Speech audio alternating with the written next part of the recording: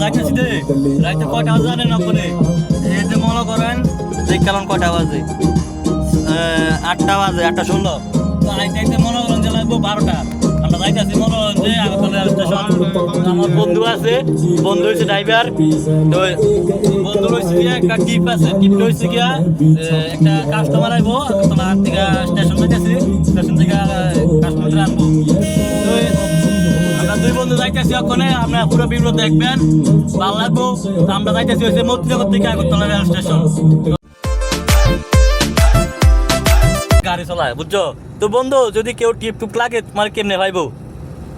টিপো ভাই তো হইলে স্ক্রিনে নাম্বার দিয়ে তুমি নাম্বারে যোগাযোগ করলে আমার লগে কথা কইলে তুই আমার লগে আমারে নিতে পারবি। তো তোমার লোকেশনটা একটু বলে দাও, কোথায় থাকো? লোকেশন হচ্ছে মতিনগর।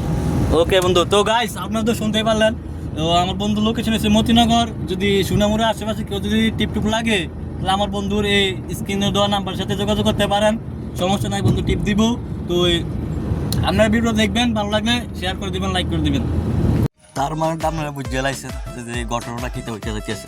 তার মানে আমরা যাইতে এসেছি আগরতলা। আগরতলা কি রে যাইতেছি, কারণটা হচ্ছে আমার বন্ধুর একটা টিপ আইছে।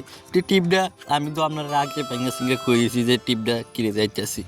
তো আমরা দেখতে দেখতে আয়া পড়ছি মেন রোড হাইওয়েতে।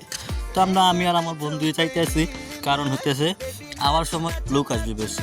তো আর কোনো কথা নাই। তো এখন দেখেন রাতের কটা বাজে, তো আপনারা নিজেরাই দেখে নিন। এখন বাজতেছে হলো 9:02, কারণ আমরা এখন আসে বসছি বিশালগড় কাছাকাছি।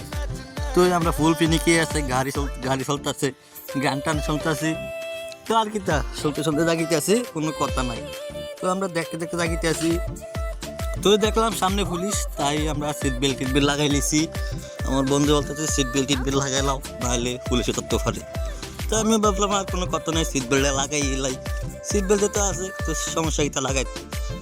তো ভাবলাম কি তা এখানে দেখি অনেক মেলা হইতেছে, কারণ মেলায় সুন্দর বাজার টাজার হয়েছে, লাইটিং মাইটিংও ঠিকঠাক আছে।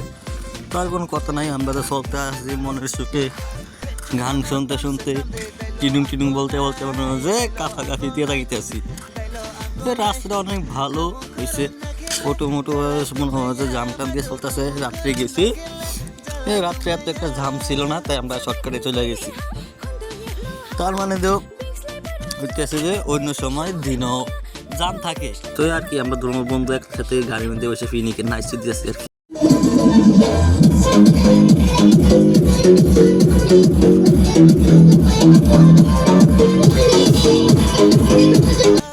তো আর কোনো কথা নাই, আমরা দুজন বন্ধু ছুটতেছি। তো সামনে দেখি একটা অ্যাম্বুলেন্স আসতেছে, আমার বন্ধু সাইড দিয়ে দিল অ্যাম্বুলেন্সটাকে। তো অ্যাম্বুলেন্সটা সাইড কি স্পিড যাইতেছে, মনে হইতেছে ইমার্জেন্সি রোগী।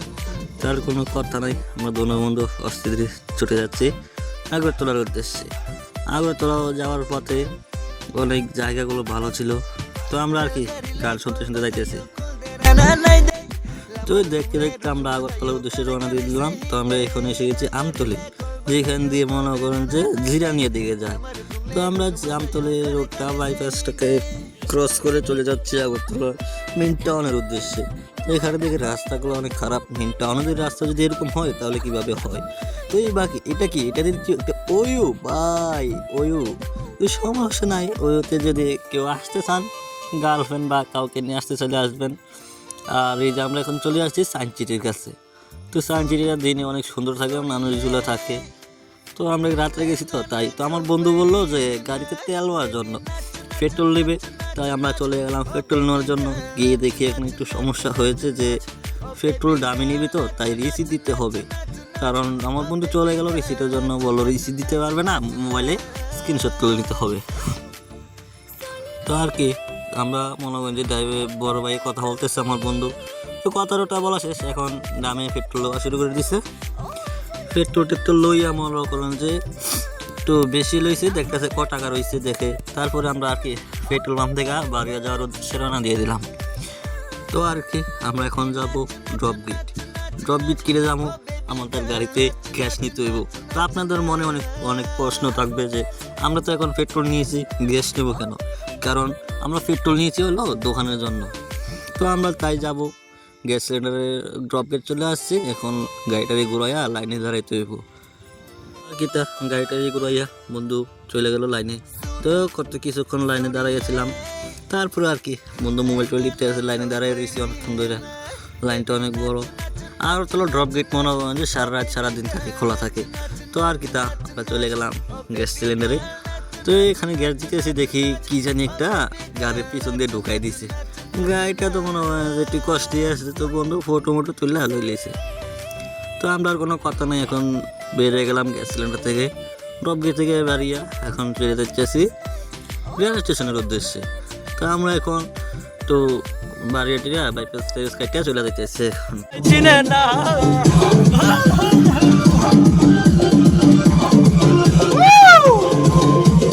তো আর কি আমরা দুই বন্ধু তো ফাগলামি করে বাড়িয়ে গেলাম রেল স্টেশনের উদ্দেশ্যে।